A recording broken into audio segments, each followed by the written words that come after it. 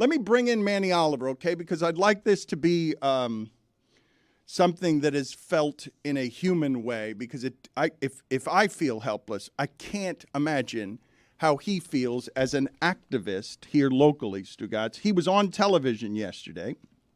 He lost his 17-year-old son when Parkland happened 6 years ago, and he was keeping Joaquin alive and what happened to him alive with his activism, where he goes to Washington and continues to fight for the memory of his son, saying this is not okay. And he's live on TV yesterday.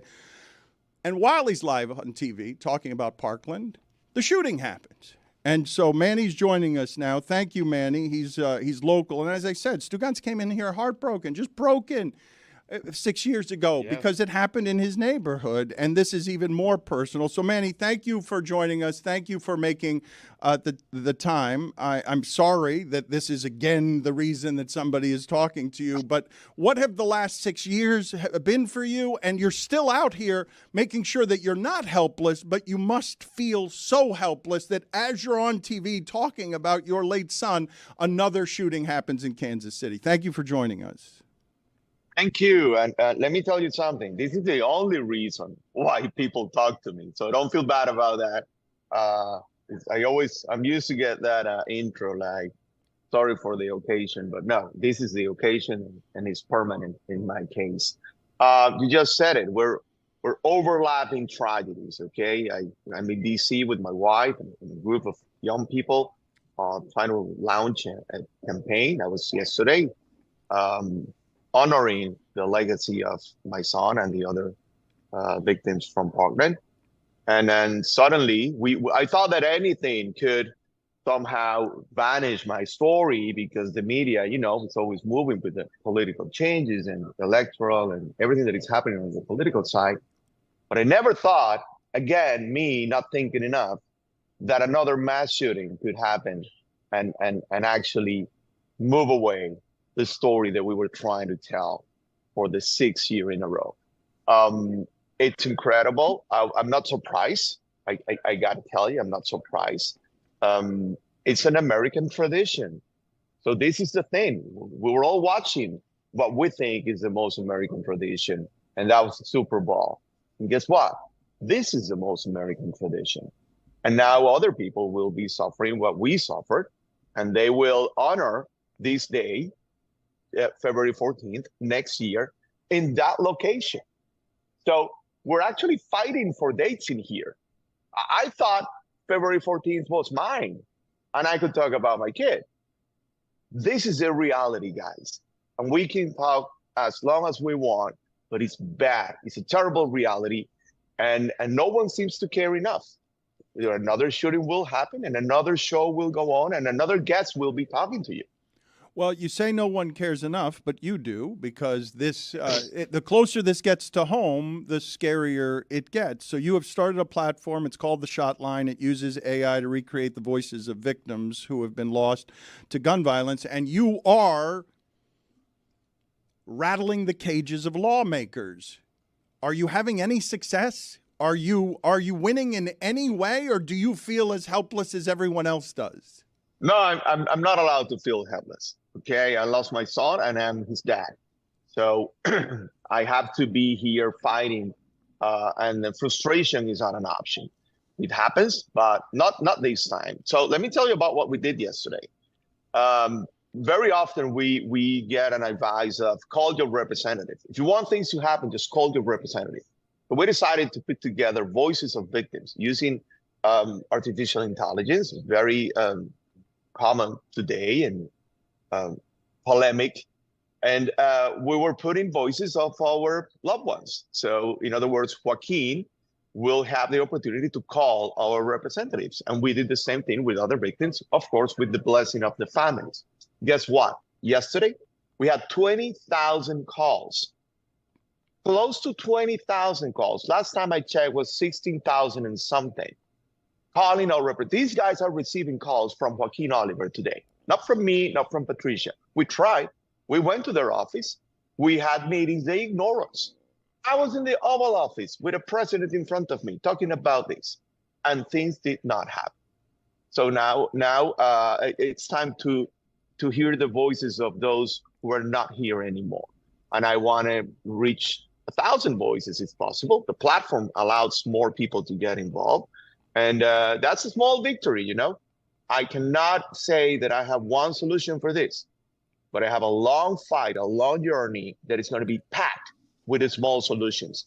And at some point, they will need to give up, because freedom is not what we saw yesterday. Freedom is going to a parade and enjoying, not kids being shot randomly because we want the freedom of owning arms and owning guns. That's not freedom at all. That's a lie.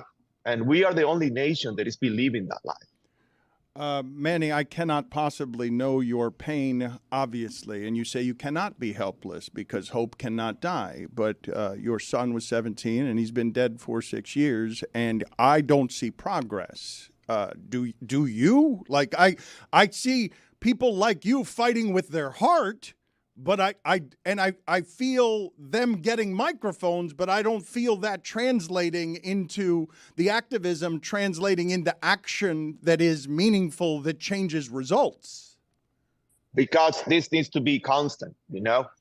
Gun violence is hitting us every day. So I'm hoping that the same way that Joaquin would have been with me watching the Super Bowl and celebrating Travis Kelce and everything, you know, the whole party. I'm hoping that Travis gets behind a microphone and becomes constant in this fight, and his girlfriend too. Like, why not? This is not something that you can show your face, say a few things, even if you're an influencer, just a powerful voice, which I'm not, but we need those powerful voices out there. If you just show one day, it's not going to work. You cannot wear an orange t-shirt one day and then think that you did something to solve the problem. You did not. It's even worse because now you think you did something and you did nothing. So this is about getting out there every single day. It's hitting all of us, okay? It's not a blue or red thing. There's no distinction. It's hitting all of us. It's not the Latino or the American or the Asian. It's hitting all of us in every single space. There is no safe spot in here. What are we going to do? We're going to arm everyone. We're going to give that gift to the gun manufacturers. Now we need more guns on the parades. No one will go to a parade feeling the same way since yesterday. We all know that. So we need to hit the root of the problem. Travis, the whole team, athletes in general. You know who was a great athlete? My son Joaquin. Very athletic, not like me, just talking here, the old guy. No, very athletic, very into football and everything in general. He will love to see this reaction. So I'm doing my side, and I'm doing my side after losing my son. And I think, and I suggest that everyone does their side before losing a loved one. That will be way better than what I'm dealing with. Manny, when you say constant, what can people do on a consistent basis and do constantly to help change, to instigate change here? Well, number one, and the most important, don't ignore this problem. Don't underestimate this problem. Don't think that you are safe, because you are not. It's not about carrying a gun or not. So you're a potential victim, all of us. Everyone in that room is a potential victim. You just don't know when and where. That's it. As long as you're in the United States, you are in danger of being hit by a bullet. And I'm giving you tools. I have specific answers for that. I'm not fighting for peace and love. No, I'm telling you, go to right now, the shotline.org, and you can send a message to any representative. It's easy. It's 2 steps. You put your zip code, and it will tell you who's representing you. By the way, it's also interesting because some people don't even know who's representing them. So you will put your zip code, you will see these names, and send them a message from Joaquin, from Uzi, from Uvalde. That beautiful voice of a 9-year-old kid telling you, can you please do something about this so no one else go through the same situation that we did? That's constancy. Okay, leaders and politicians, you know what? They do what they can according to their negotiations and benefits. And so I'm trying to hope more on the people in general, people like you, shows like yours, and of course, influencers. I want to see those players complaining about this on daily basis. Manny, and thank you for your time. Before you leave here, I don't know the entirety of your family history. I am just curious, based on your accent, though, if you're someone who thinks or ever thought at any point in his family's past that America would feel like this. Let me tell you what I thought, and I'm surprised that you heard my accent. I thought it was getting better with my English, but well, let me tell you what I thought 20 years ago. I thought that my kid deserved a better future. We are from Venezuela. I thought that my kid should have chances that I was not seeing in my country. And for that reason, I left everything behind, me and my wife. We came all the way here, start from scratch, from zero, very low options of job and opportunities for us. But for the kids, we do this for the kids. This is the future. Now you're looking at the future that I was hoping for my kid. He's a legend. He's not here with me.